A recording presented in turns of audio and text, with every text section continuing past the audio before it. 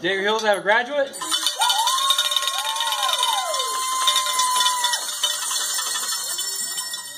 This is Deja. She comes from sunny Compton. That's where you came from, right? And she's been, how long you been here? Couple months? 4 months. I've only been here for 4 months. Yeah. How many credits do you have when you get here? You remember? 50 some in 4 months. How many did you do in the last 2 weeks? All of them.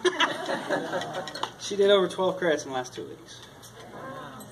And a lot of them were English. Yes, they were. And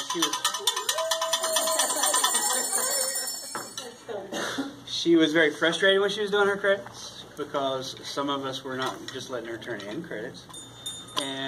But she persevered. She went over the obstacles. She's finished. Do you have any words of wisdom for these young folks?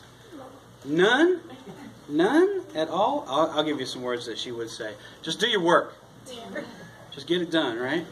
What are you going to do after this?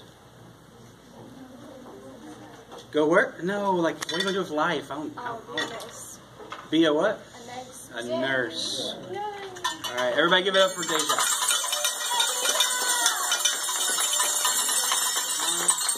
All right, send that off.